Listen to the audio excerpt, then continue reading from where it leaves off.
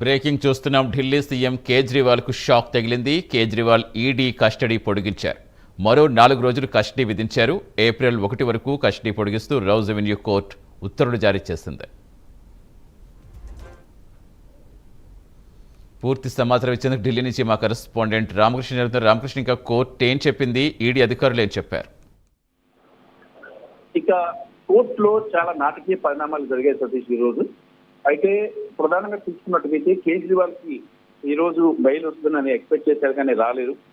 దానికి తోడు 7 రోజుల కస్టడీ అడిగారు ఈ ఎన్ఫోర్స్మెంట్ డైరెక్టరేట్ కేజ్రీవాల్ తనకి సహకరించట్లేదు విచారణలో. అలాగే ఏ పాస్వర్డ్ కూడా చెప్పడం లేదు. మరి ఇది పూర్తిగా కూడా ఇలా సహకరించకపోతే కస్టడీ పొడిగించాల్సిందంటూ ఈడీ తరఫున న్యాయవాదులు వాదించారు. దీనిపై కేజ్రీవాల్ స్వయంగా తనకు తానే వాదించుకున్నారు ఈ రోజు కోర్టులో. అసలు ఏ బేస్ మీద నన్ను అరెస్ట్ చేశారు మీరు? మీ దగ్గర ఏమి ఆధారాలు ఉన్నాయి? సిబిఐ 25,000 పేజీలు, సిబిఐ ఈడీ 31,000 పేజీలు, ఇన్ని పేజీలు దాఖలు చేశారు. వాటిని మీరు చదివారా అని కోర్టుని ప్రశ్నించారు. ఒక ముఖ్యమంత్రిని అరెస్ట్ చేయాలంటే 4 వ్యక్తులు ఏదో ప్రకటన చేస్తే ఆ ప్రకటన బేస్ చేసుకుని ఒక ముఖ్యమంత్రిని ఎలా అరెస్ట్ చేస్తారని నిలదీశారు కోర్టుని, అలాగే ఎన్ఫోర్స్మెంట్ డైరెక్టరేట్ ని. అసలు ఆధారాలే లేకుండా అరెస్ట్ చేయడం గల అంతర్యం ఏంటి? ఇది పూర్తిగా రాజకీయ కుట్రగా కేజ్రీవాల్ పేర్కొన్నారు.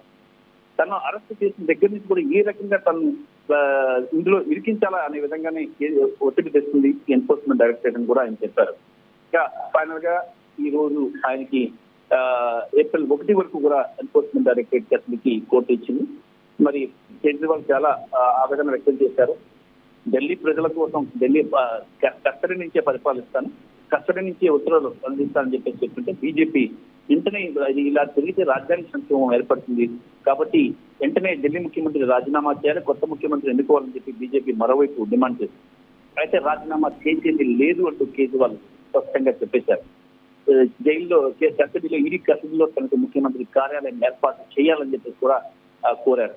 అయితే దానికి గవర్నర్ పర్మిషన్ ఇవ్వాల్సి ఉంటుంది. ఒక పరిపాలన అనేది జరగాలి అంటే ముఖ్యమంత్రి జైలు నుంచి పరిపాలించాలంటే మరి గవర్నర్ పర్మిషన్ ఇస్తారా లేదా వేసి చూడాలి. ఎందుకంటే ముఖ్యమంత్రికి గవర్నర్కి పడటం లేదు. ఈ నేపథ్యంలో గవర్నర్ అయితే పర్మిషన్ ఇవ్వరు. మరి దీనికి లింక్డ్ గా ఇంకొక పిటిషన్ ఢిల్లీ హైకోర్టులో ఫైల్ అయింది. కేజ్రీవాల్ వెంటనే రాజీనామా చేయించాలి అని చెప్పి. అయితే పరిపాలనా పరమైన అంశాల్లో తాము జోక్యం చేసుకోమని చెప్పేసి కూడా కోర్టు ఈ రోజు ఆ పిటిషన్ కొట్టివేసింది. కొంత ఊరట ఢిల్లీ ముఖ్యమంత్రికి. అయితే ఏప్రిల్ 1 ఆయనకి బెయిల్ వచ్చే అవకాశాలు ఎక్కువగా ఉన్నాయని చెప్పేసి న్యాయ నిపుణుల నుంచి అందుతున్న సమాచారం Satish. Right, thank you Ramakrishna.